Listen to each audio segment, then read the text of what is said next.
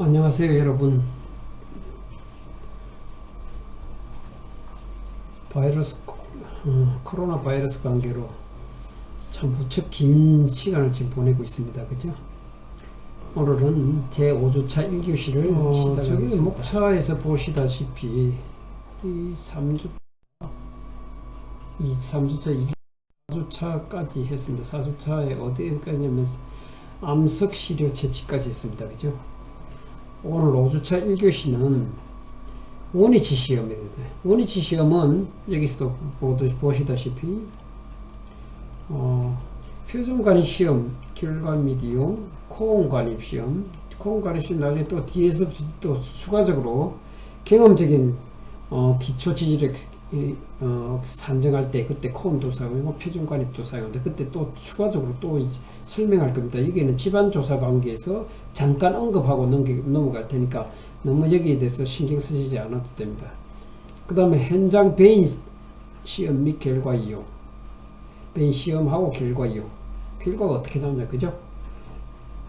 그것까지 하는데 이 세 가지가 무려 32페이지에 걸쳐 있습니다. 이 세 가지에서 일부 투수시험 관계도 조금 언급을 할 것입니다. 투수시험 조금 언급하고, 5주차 이제 2교시에서는 이제 원위치 시험, 투수시험 해서 국내 지하 시험까지 해서 어떻게, 집안의 깊은 곳까지 공학적 성질을 알 수 있느냐, 그걸 알 수 있게 하기 위해서 시료를 어떻게 어떤 기구를 사용해서 어떻게 채취하느냐 하는 데 대해서 5주차 1, 2교시를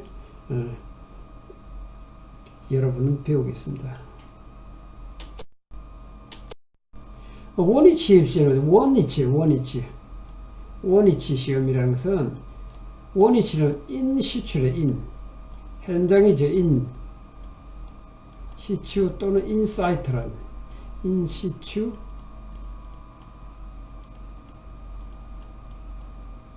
현장 그대로 현장 자체에서 테스트한다는 그 원위치 시험이에요. 우리 보통 실내 시험을 했죠. 실내 시험을 해서 가져와서 그것도 일종의 많은 가중치를 가지고 있기 때문에 현장하고 맞지 않기 때문에 현장 시험을 나중에 현장 조사를 한다고 그랬죠. 그죠?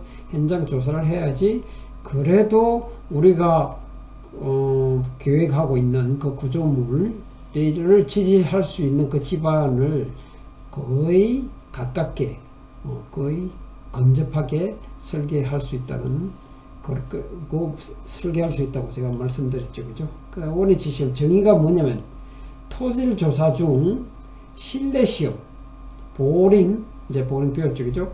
자연 조사 및 현지 답사를 제외한 조사 시험 및 개척이 현지 답사를 제외한 조사 시험 및 개척이 이에 해당하며 집안조사의 모든 시험 중에서 가장 먼저 실시한다. 집안조사 모든 시험 중에서 가장 먼저 실시한다. 현장 상태에 있는 그대로 가서 먼저 시험을 그 위치에 먼저 시험을 하고 다른 보링을 한다든지 그런 그 실내 시험을 하기 위한 보호를 떨어서 그쪽에서 시료를 채취해서 실내에 가져와서 시험을 한다든지 그런 방법을 그 이후에 한다는 거죠. 여기서 조사 시험까지는 하는데 개척이라는 것은 뭐냐면 개척이라는 것은 이 자체가 제대로 그야말로 측정을 한다는 거죠. 측정 어떤 값에 대해서 그 현장에서 바로 측정할 수 있는 그걸 개척이라고 합니다. 그거는 시공 전에는 개척이라는 것이 이 집안 조사에 해당되고 시공 중에 개척하는 또 항목이 따로 있어요. 그 다음에 우리가 구조물을 다 짓고 난 뒤에 그 유지 관리하면서 계속 그 구조물이 제대로 서 있느냐, 제대로 기능을 작동하느냐 안 하느냐, 혹시나 위험성이 있느냐 없느냐 하는 시공 후의 개척이 따로 있습니다.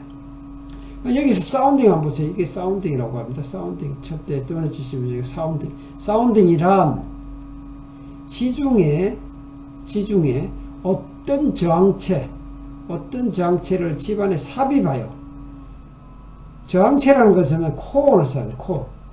콘, 서로 저게 아닙니다. 옥수수가 아니고 그 콘, 요런 콘입니다. 요런 콘. 요렇게 삼각형으로 되어 있고. 요런 콘을 사용하고, 또는 이렇게 돼 있기도 하죠. 요렇게.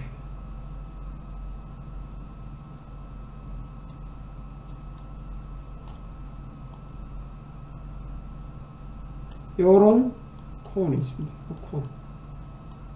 콘이 있고, 또는 베인이라고 있어요. 베인은 날개 있죠. 여러분, 팔랑개비 날개 아시죠? 그죠? 이런 식으로. 팔랑개비.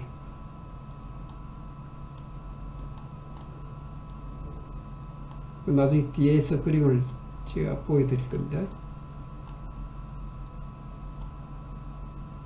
이런 팔랑개비를 지중에서 돌려서 우리 전단 강도로 측정하는 거거든요. 그게 베인이에요. 이게 베인이고.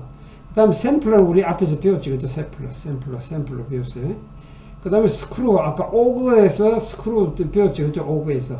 그 스크루 등을 집안에 삽입하여 회전, 그 동력을 주는 방법이 있죠. 회전도 하고, 압입도 하고, 타격 및 인발 방법이에요. 그건 각각 방법이 다릅니다. 기종에 따라서. 그죠?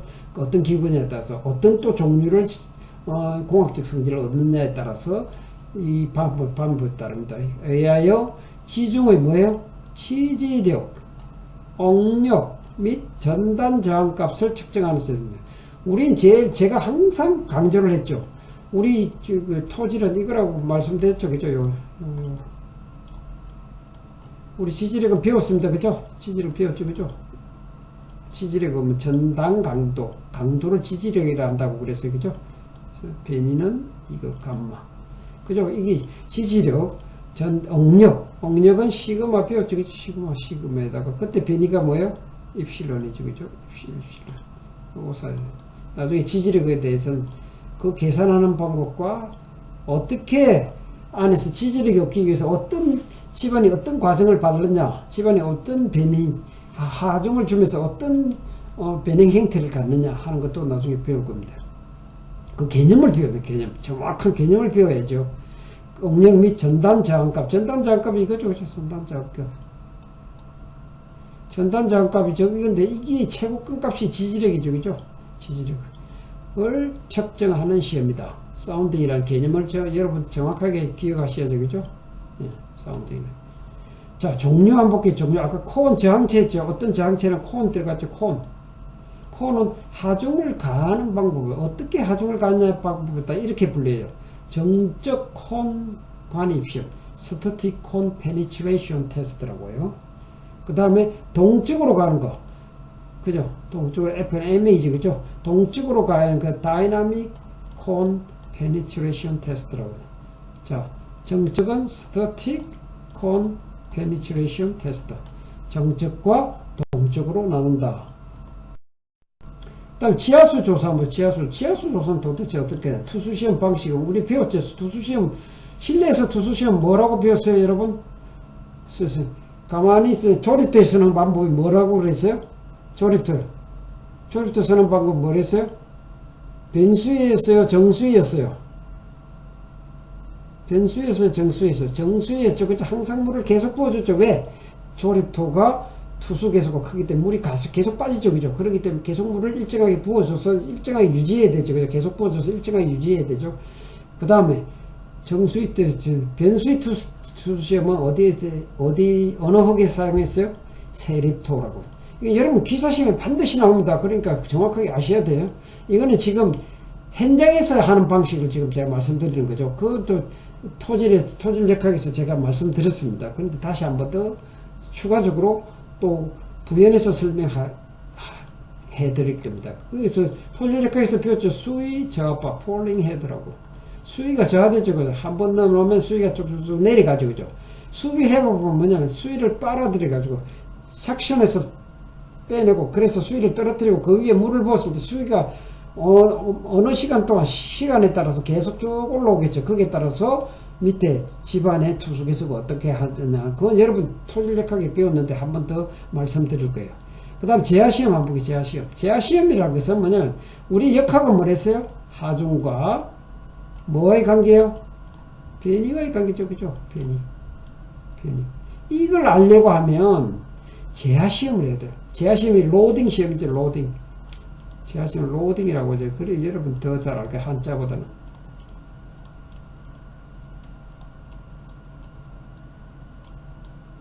로딩은 우리 항상 세로축에 뭐 했어요? 억력, 가로축에 변이량이죠. 변행률을 했죠. 그래서 요거죠. 요거야 그냥. 그죠? 요때 기울기가 뭐였어요? 기울기가 여러분 탄성계수였죠. 탄성계수. 억력 변행률 곡선이죠. 여러분 억력 변행률 곡선이 거의 다 모든 것을, 역학관계를 거의 다 말해준다는 거 알고 계시면 되죠. 그죠? 다시 나오죠. 그게 제하시험이에요. 제하시험 성과 측정 방법은 하중을 조절하는 방법이 있고 변행률 조절을. 왜? 우리는 여기서 하중에서 나무 단면적으로 나누면 이게 억력이 나오죠. 그죠? 이 억력을 조절할 거냐. 그렇지 않으면 여기서 원래 길이를 나눠서 변행률에서 변이에서 변행률이 될 거냐. 이 변행률을 얼만큼 주는지 알아요. 그 두 가지 방법이 있어요. 우리는 그 상황에 따라서 하중을 줄 거냐, 변행률을 줄 거냐, 두 가지 방식을 쓴다. 여러분, 다른 거는 많이 있을 거라 절대 생각할 필요 없죠. 뭐냐? 뭐 생각하면 역학만 생각해. 역학. 하중과 변이의 관계다. 변이에서 하중에서 단면적을 나누면 억력이다. 그 다음에 변이에서 원래 길을 나누면 변행률이다. 그러면 이걸 주든지, 억력을 변을 주든지, 변행률을 주든지, 거기에 따라서 제하시험 방법이 다르다 하는 것만 알고 계시면 되죠. 역학 개념만 딱 알고 있으면 모든 게 다 적용돼요. 그죠? 시료 채취 방법은 그게 교란 시료, 비교란 시료, 최적 시료 등으로 분리한다. 시료 채취 방법도 이제 어떻게 하는가, 현장 사운딩에서 이야기하는 거예요. 사운딩에서 앞에서 시료 채취 방법 많이 했죠. 그죠? 교란 시료가 무엇이고 비교란 시료가 뭐고, 교란 시료를 얻으려면 보통 교란 시료를 많이 했는데 비교란 시료를 얻으려면 뭘 했어요? 점토에서는 단면적 비를 나눴죠. 그죠? 단면적 비가 100% 15% 이하일 때는 비교란 시료다. 그죠? 그렇게 했죠. 그 다음 최적 시료는 어떻게 했어요? 조립도에는 덩어리로 채취할 수밖에 없기 때문에 조립도를 하지만, 최적 시료로 채취를 하지만은, 그거 말고도 지금 트리플 샘플러라고 나왔죠. 그죠? 조립도를 채취하기 위해서. 그런 사항들을 앞에 설명 다 했습니다. 그 다음에 현장 개척 방법이나 개척 장치에 따라서 분류된다. 여러분 개척을 해보면, 저는 개척을 오래 했었거든요. 여러분 지하철 1호선, 인천 지하철 1호선 개척을 해서 그 억력 분석하고 안전 분석하는 것을, 그때 제가 그 1호선에 1호선에 지금 여러분 간석오거리, 그 다음 어디 부평 있죠. 부평에서 간석오거리까지 그 지하철을 제가 다 관리했었습니다. 그래서 개척에 대해서는 제가 누구보다도 개척에 대해서 경험이 많습니다. 그건 개척에 대해서 경험이 많다는 건 결국 억력에 대해서, 역학에 대해서 많은 지식이 있어야 되거든. 그래야지 현장에 문제점이 있으면, 이거는 문제점이 있을 때 대책도 마련해주고, 또 뭐냐면은 현장에 이게 문제점이 있을까 없을까 하고 예측을 해요. 예측은 아무나 엔지니어라고 할 수가 없어요. 그걸 보고 판단을 해서 이건 그대로 공사를 이래 해도 좋다. 그렇지 않으면 다른 공법을 더 추가로 해서 공사를 진행을 해라. 그래서 부평 시장 있죠. 시장 밑에 그 지하철 지나가죠. 그죠? 지하상가 밑에 지하철 지나가죠. 그거 다 그때 할 때 제가 그 개척을 통해서 다 판단을 내려줬었던 기억이 납니다. 원위치 시험 한번 볼게요. 표준관입 시험, 스탠다드 페니트레이션 테스트 굉장히 많이 쓰죠. 그죠? 표준관입 시험. 여러분 이건 반드시 해야 됩니다. 어떤 방법이 호로하고 어떤 결과를 넣고 어디에 이용하는가, 이런 것은 뒤에서 차근차근 다 배울 겁니다. 그 다음에 코온 관입시험, 코온 관입시험, 아까 코온을 지중해 관입시험 나오는 게 코온 페니트레이션 테스트라고 합니다.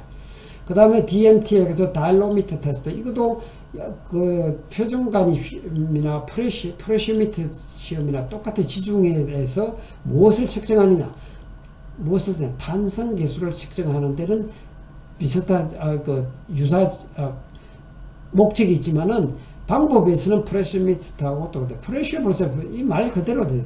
한글로 하면 잘 몰라요. 프레셔미터는 프레셔 압력을 가해서 시중에 어떻게 변이 일어나냐 하는 걸 측정하는 게 프레셔미터 테스트. 그다음 앞에서 설명드렸듯이 배인 전단시 배인은 아까 그 날카로운 요 배인 있죠. 요 배인 시어 테스트. 요 날카로운 거 있죠. 요걸 지중해 돌리면 어떻게 돼? 집안이 결란되겠죠. 그죠? 그게 결란된다는 말이 여러분 뭐예요? 지중계 흙이 어떻게 전단이 되는 거죠. 전단. 이 벤에 대해서 파기가 일어나는 거예요. 그래서 전단이 된다는 거예요. 전단. 알겠죠?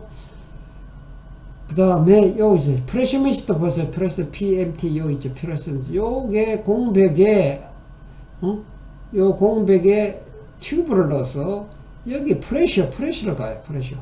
여기 프레셔를 가해서 프레셔를 가면 양쪽으로 이 압이 주어지겠죠. 그죠? 압이 주어지면 뭐 어떻게 이 공백이 어떻게 돼요? 공백이 이렇게 변이가 일어나겠죠. 이렇게 변이가 일어나.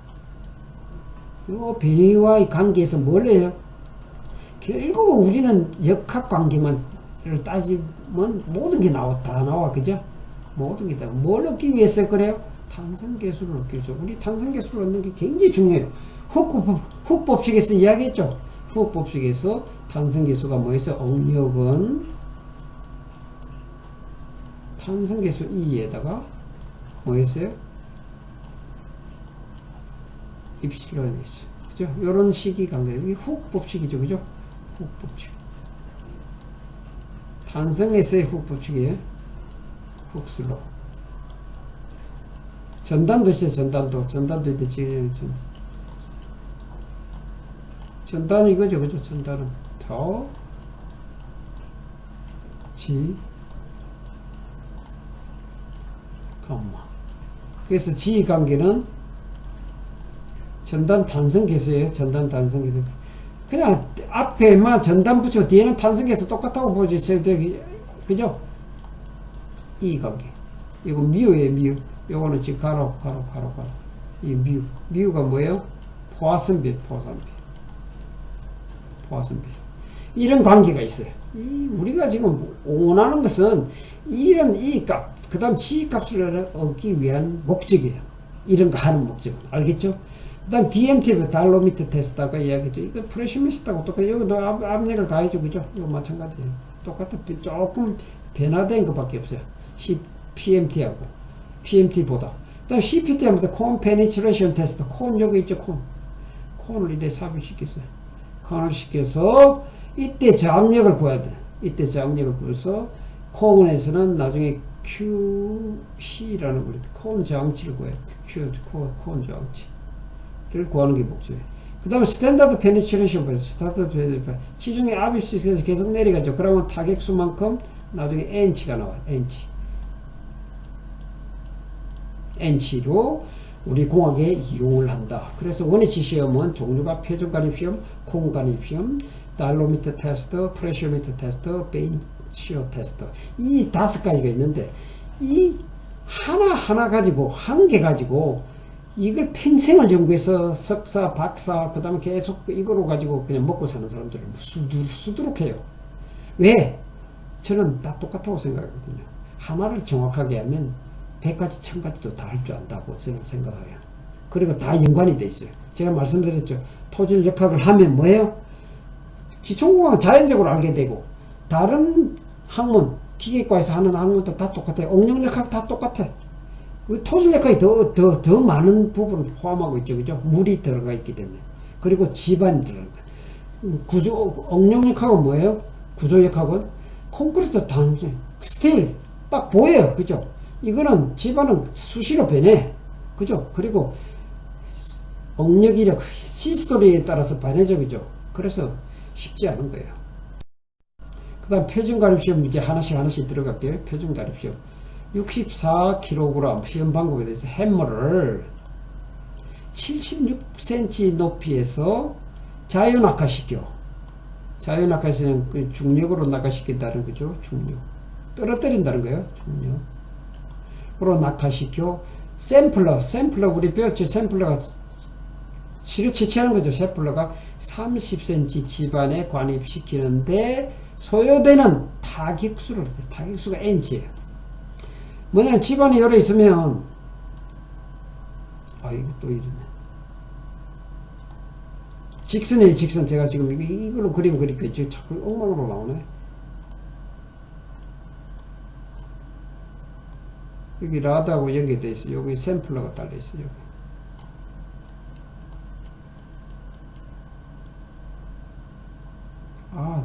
답답해서 그림 못 그리겠다. 여기서 햄물을 여기까지 76cm, 여기 76cm.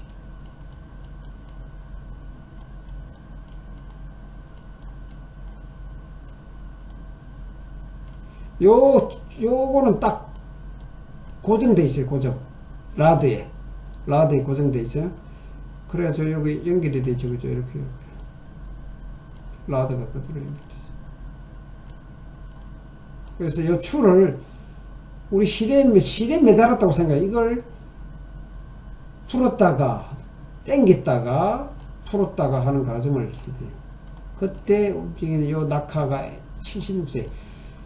자, 추가 더블이 H만큼 있다면 무슨 에너지가 발생해요? 위치 에너지가 발생했죠. 위치 에너지가 발생합니다. 동력이 조제죠. 그죠? 위치 에너지가. 일을 하죠. 그죠? 왜? 우리가 힘을 주는 방향과 변이 방향이 똑같죠. 그죠? 그래서 일을 하는 거죠.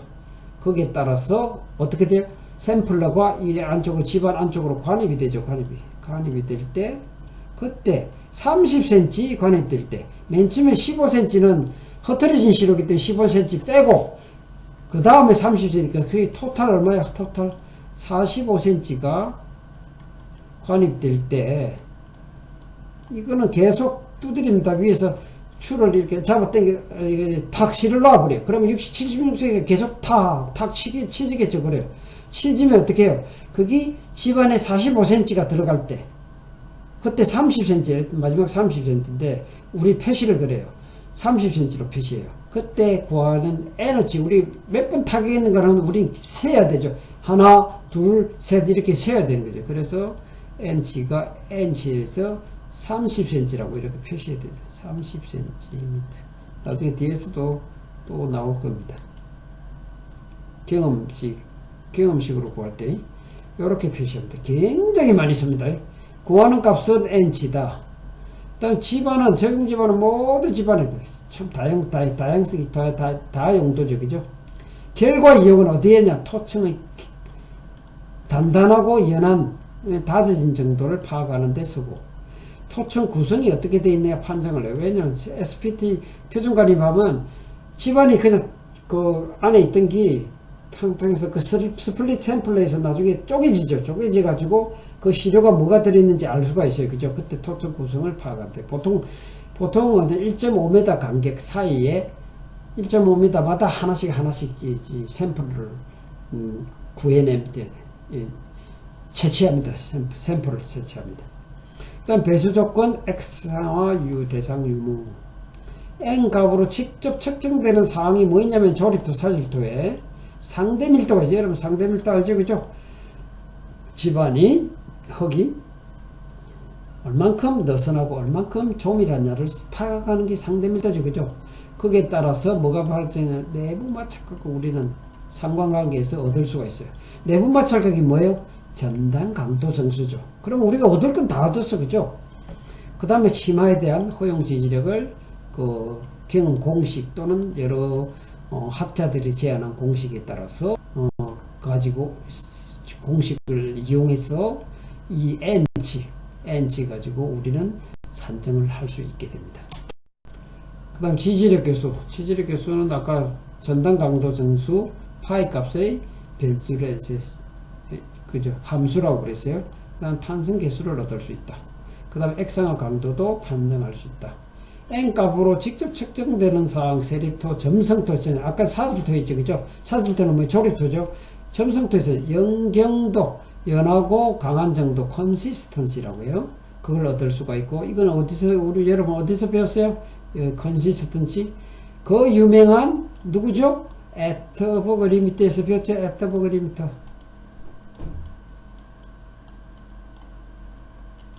애터버그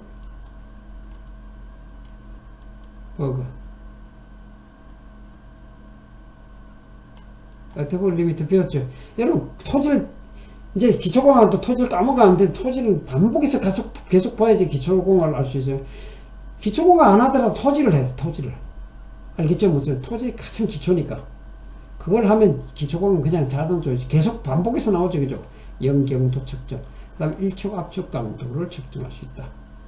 그 다음에 파괴에 따른 극한 허용 지지력. 또 나중에 이제 극한 허용 지지력이 뭔지 배웠죠. 우리 극한 허용 지지력 억력 변행률 곡선에서 배웠죠. 이거만 알면 돼. 이거만. 처음에 탄성 상태 갔다가 탄소순 갔다가 어떻게 극한 상태 가죠? 요거 배웠죠. 극한 상태 가면 뭐랬어요? 하중은 일정한데 변행률이 계속 일어나는 거죠. 그죠? 거기에다가 안전율을 나누면 허용 지지력이 됩니다. 그건 나중에 뒤에서 배울 겁니다. 그 다음에 N값과 상대 밀도 내부마찰과의 관계가 이런 식이 있어요. 자, N값이 0에서 4일 때, 4에서 10일 때, 10에서 30일 때, 30에서 50 이상일 때 이렇게 나와요.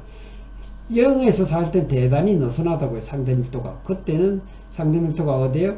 0에서 20% 밖에 안 돼. 20%. 느슨하다는 건 20%, 40% 들어가죠. 40%에서 60%는 보통 정도 된다. 그 다음 조밀할 때 60%, 80%. 여러분 책에 안 나와 있는데 제가 실무를 하면서 여러분 다 가르치는 게 제 욕심이기 때문에 다 싫었어요. 다 싫었기 때문에 여러분 이거 보면 이거 하나 가지고도 현장에서 얼마든지 여러분 이용할 수 있다는 걸 절대 버리지 마세요. 버리지 말고 반드시 현장 나가서도 이걸 수시로 보면 바로 이용할 수 있어요. 자, 대단히 조밀은 80%, 100%예요. 그럼 우리가 원하는 건 전단 저항각이에요. 그죠? 전단각 팩이라는 분과 메이호프라는 분이 계세요. 너무나도 유명한 분이 두 분 다. 팩은 봐요. 20%일 때 어떻게 전단 각도가, 상대밀 22% 사이에서는 28.5도 이하이더라. 40%까지는 28.5도에서 30도더라. 40% 60% 30에서 36도더라. 60에서 80에서 36도에서 41도더라. 그죠? 이렇게 돼. 이거 이거 제가 잘못했네요. 45도 이상입니다. 이거 41도 이상입니다.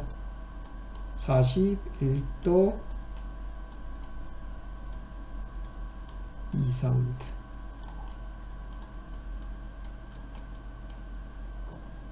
됐죠, 그죠? 메이오프는 조금 달라요. 이분보다 조금 커. 30도 이하고 30에서 35도, 35에서 40. 여러분이 쓸 때는 뭐예요? 메이오프 쓸 게 아니라 팩 학자가 팩이라고 유명한 분이 제안한 요 식을 쓰면 그래도 안정층에 들어가기 때문에 누가 뭐라고 할 사람 없죠, 그죠? 그래서 이렇게 쓰는 게 좋다. 그 다음에 N값 내부 마찰과의 관계식을 또 누가 쓰냐? 더넴이라는 분은 파이는 루트 12n 플러스 2b5. 이것도 이제 종류에 따라 다른 팩이라는 부분은 루트 12n 플러스 15도 또는 루트 12n 플러스 20이랬어요. 이 상수는 왜 달라지냐면은 우리 입자 행상에 따라 허그의 성질 중에 우리 맨 처음에 턱의 퇴적 과정에서 영향받는 요소가 뭐였어요? 턱의 성질. 두 번째 뭐였어요? 턱의 현재 상태. 세 번째 뭐였어요? 턱 구조랬죠. 그죠? 첫 번째 턱의 성질에서 그 세부 사항이 뭐였어요?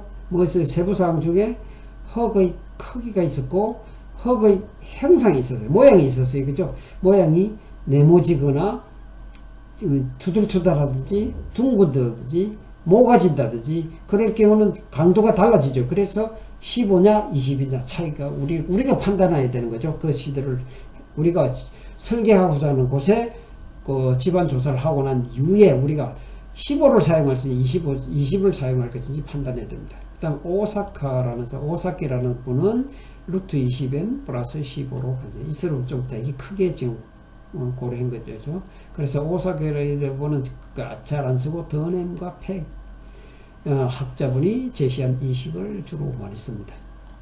N값 상대밀도와 관계 제한 시간, 메이어프, 깁스, 홀츠의 시험 성과를 기초로 해서 이렇게 됐어요. 상대밀도는 N으로 계산하려 보니까 이렇게 되더라. 21 루트 N 오버 시그마 V 다시 플러스, 이거는 유용력입니다. 유용력 어떤 부분의 유용력을 알고 그 지점의 N 값을 알면 상대밀도가 어느 정도 나오더라. 상대밀도가 어느 정도 나오면 또 여기서 뭘 나왔어요?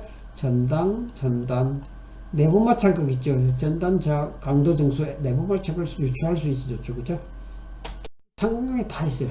그 다음에 연경도 한번 세립토에서 한번 볼게요. N 값이 2에서 30까지 있어요. 2에서 30까지.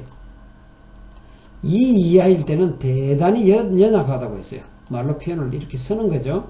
그 다음에 1층과 압축 공도 0.25kg/cm 사선 이상이에요. 그 다음에 2하고 4에서는 연약이다.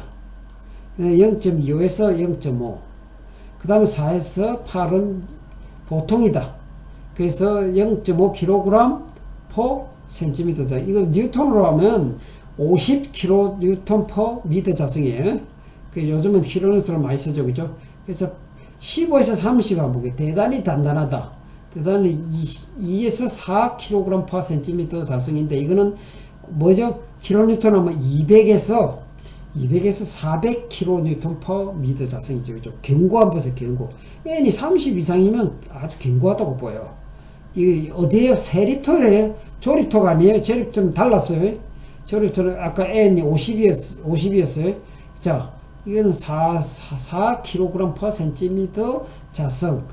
뉴턴으로 하면 400kN/m라고.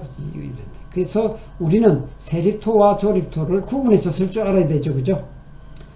자, N치와 점토의 강도 관계는 조립토의 모래의 경우에 비해 신뢰도가 낮다. 이 말은 무슨 말이냐면 N 값을 가지고 우리가 조립토의 강도를 측정을 잘 쓰질 않는다. 왜? 신뢰도가 낮기 때문에. 그게 가능한 N 가지고 지금 우리가 돈을 아끼기 위해서, 비용을 아끼기 위해서 다 현장에서 많이 쓰거든. 그렇게 하지 말아도 많이 써요. 사실은 잘 맞지가 않아. 그래도 하도 많이 쓰기 때문에 이렇게 지금 데이터를 지금 내놓은 거예요. 그래서 여러분 머리에는 세립토인 점성토에서는 표준관입 시험을 하지 않는다. 그렇게 생각하시면 안 해야 된다. 하지 않는다가 아니라 안 해야 된다. 알겠죠? 원칙론으로 제가 말씀드린 겁니다. 그 다음 확대 기초의 폭 및 허용 지지력, 이제 뒤에서 다 배웠는데 이거 그냥 읽고 넘어갈게요.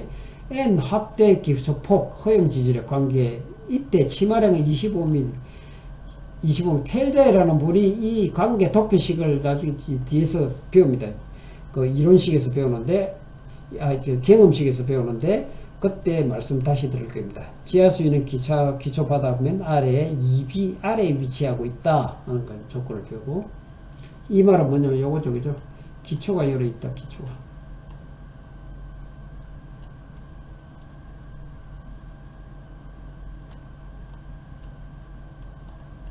기초가 열어 있다는 지하수위는 여기 B이다. B. 요 폭이 B이다. 그때 요 지하수위는 뭐예요? 기초 바닥면 아래에서 2B 아래에 있다. 2B 아래에 있을 때 뭐예요? 요 텔자의 토일솔메카스 아버지죠. 그죠? 토일메카스 아버지인 이 학자분이 제시한 그 도표를 사용할 수 있다. 이 말이에요. 그 다음 N값 보정합시다. 보정을 해야지. 왜? 뭐든지 보정해야 돼요. 완벽하게 할 수 없죠. 완벽하게 현실을 그대로 재현할 수 없어요. 그래서 뭔가가 다르다. 그에 따라 라드 길이에 대해서 어떤 차이가 있을 것이다. 그 다음에 유효상대에서 어떤 차이가 있을까. 이런 걸 학자가 연구를 한 거죠. 그죠? 연구를 해서 라드 길이에 대한 보정은 이렇게 해준다. 이만큼. L이 여기 있죠. 그죠? 1.06에서 0.03 L 가로 닫고 N-를 해서 보정을 해줬다. 그 다음 유효상제 중에 이거죠. 그죠? 유효상제에서 현재 지중응력이죠. 그죠? 지중응력은 n 값이 이렇게 나오면 n-로 나오면 유효상제 하중에 대해서는 이렇게 요식을 대입해서 보정을 했다 이 말입니다. 그죠? 여기서 n-는 실측지에 n은 보정치에 그래서 l은 라더 길이고 시그마 v-는 유효상제 뭐든지 유효상제 하중이죠. 여러분 아시죠? 유효상제 누구 법칙? 텔자의 유효옹료 법칙. 무슨 뜻이에요? 무슨 뜻이에요? 입자는 하중은 입자의 접촉변에서 접촉점끼리에서 전달이 된다. 그죠? 계속 제가 물리적인 현상을 계속 강조하죠. 오늘도 지금도 나오는 거예요. 지금 배우는 거. 다음 지지력 계수를 전에 그건 나중에 이제 배울 겁니다. 이거 지지력 탄성 계수, 액상화 강도. 그다음 n 값으로 측정되는 사항 아까 앞에서 잠깐 언급했죠. 영경도, 일축압축, 그다음 파괴에 대한 허용 지지력을 말씀드렸습니다. 그다음 전적 콩 간입 시험 한번 볼게요. 전적 콩 간입 시간이 너무 많이 걸리네. 전적 콩 간입 시험은 시험 방법 하겠죠. 원추형 콘을 일정한 속도 아니면 내 속도를 마음대로 변화시키면 뭐가 발생해요? 그게 가속도가 생겨요. 가속도. 그죠? 속도의 변화량이 있어. 가속도가 생기면 뭐냐면 일정한 수치를 얻을 수가 없어요. 그래서 등속도를 가야죠. 등속도. 그죠? 그 일정한 속도로 집안 중에 간입하고 그래서 가속도를 갈 때 어떤 변화가 일어난다는 것은 누구도 그에 대해서 측정을 한 사람이 없어요. 아마 지진이 왔다 할 경우에는 그런 걸 측정할 필요가 있겠죠. 그죠? 그건 제가 앞으로 자료를 더 찾아보겠습니다. 그때의 깊이와 관입 저항과의 관계를 측정한다. 알겠죠? 이 측정. 관입 저항에서 한번 시험기 종류에는 휴대용이 있어요. 휴대용. 그래서 포터블이래. 포터블. 우리 들고 다니는 거 포터블이래. 포터블 랩탑이래죠. 랩탑은 그냥 랩탑이랬는데 포터블 컴퓨터를 해야지. 그죠? 컴퓨터를. 자, 포터블 콘 페니트레이션 이퀴먼트라고 그래요. 그 다음 더치는 그 네덜란드 이야기죠. 더치 콘 페니트레이션 이퀴먼트. 왜냐면 네덜란드에서 개발이 됐기 때문에 더치 콘이라는 명칭을 붙인 거예요. 이 두 가지 종류가 있다. 시험기 종류. 구하는 값은 아까도 말씀드렸죠. 요 QC죠. QC는 우리는 뭐예요? 라지 Q는 뭐예요? 콩 관입 하중이에요. 이거 뭐예요? 역학이죠. 하중이죠. 하중에서 그것은 단면에서 나오면 억력이 나오죠. 억력이 콩 관입 저항이에요. 그 억력이라고 생각하면 되죠. 그죠? 뭐 이래 복잡하게 붙이는지 억력이라고 해서 우리가 억력이라는 개념만 딱 나오면 콘 입장 그거 억력이네 하고 금방 알 수 있죠. 그죠? 명명만 달리 하실 뿐이에요. 왜? 콘 가지고 시험에서 얻은 억력이니까 그냥 콘 관입 저항이라고 그러는 거예요. 관입에서 얻은 저항이기 때문에. 그렇죠? 쉽죠? 그죠? 여러분. 자, 그 다음에 A는 단면적이 콘 면적이 앞에 있죠. 그래서 요 면적을 이야기합니다. 굵게 표시한 요 면적. 보통 10cm 자성, 뭐 이런 걸 많이 씁니다. 그 다음에,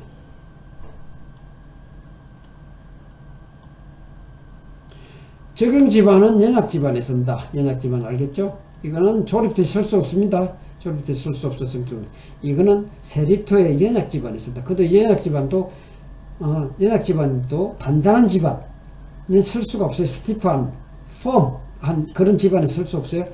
연약지반, 그거보다 중립질 정도 되는 지반에서 쓸 수 있다. 장점은 뭐냐? 표준관입 시험에 비해 측정치의 정밀도가 좋다. 왜 직접 하기 때문에. 표준관입 시험 타격을 하고, 그 굴착을 하고, 그 시료가 흩어져 있죠. 그 다음에 그 타격하는 과정이 있고, 그러니까 콘이 아니라 라더 길이에 대한 이런 여러 가지 보정하는 치가 있죠. 그죠? 여러 가지 할 게 많아요. 그 또 에너지를 어느 정도 두느냐. 그 다음 에너지 행태가 어떻게 됐냐. 그 다음 추를 어떻게 떨어뜨느냐. 이런 데 대해서 보정할 값이 굉장히 많아요. 근데 이거는 정적 콩관입에서는 아주 간단하다는 거예요. 그리고 정밀도가 좋다 하고 말씀드리는 겁니다. 45분까지 하고 제가 여기서 45분에서 끊겠습니다. 그리고 그 두째 시간으로 연결하겠습니다. 보링이 수반된 표준가입 시험에 비하여 간단하고 적은 비용으로 실시한다. 깊이 방향으로 연속적으로 수행하다. 연속적으로 계속 관입시키면서 그때 측정치가 바로 위에서 나와요. 그죠? 위에서 나오죠. 그죠? 그 Q 힘이 나오죠. 그죠? Q가 힘이었죠. 그죠? 하중 자체가 나오죠. 그죠? 그래서 단면적만 나누면 되니까 바로 계속 할 수 있다는 장점이 있어요. 단점은 뭐냐면 조사 능력과 토질 특성 면에서 표준가입 시험식보다 조사 능력, 토질 특성 면에서 그러니까 토질을 잘 선택해야 되는데 그죠? 표준가입 시험 다양한 집안에 가능했지만 이거는 어떤 연약한 집안에 사용해야지 표준가입 시험보다 우수하다는 걸 증명할 수 있다는 것만. 그 다음 측정 깊이 등의 적용 범위에 제한을 받는다. 측정 깊이가 너무 깊으면 어떻게 해요? 사람이 굴착을 하나 기계가 굴착을 하더라도 한계가 있다. 그리고 너무 깊으면 또 수직도를 연직도를 연결하게 그러죠. 왜냐면 라드가 휘있기 때문에 휘면 다른 쪽에 대한 집안에 옆에 있는 것을 측정할 가능성이 있기 때문에 그런 제한이 있다. 결과 이용 볼게요. 비교적 넓은 지역의 조사 시 보링공과 공사의 계략적인 토층 현상을 알 수 있다. 보링공 요 하나 했다. 요 A B 측정하면 요 부분을 우리는 다 유출을 할 수 있죠. 그죠? 유추가 가능해. 요 두 개 가지고, 그죠?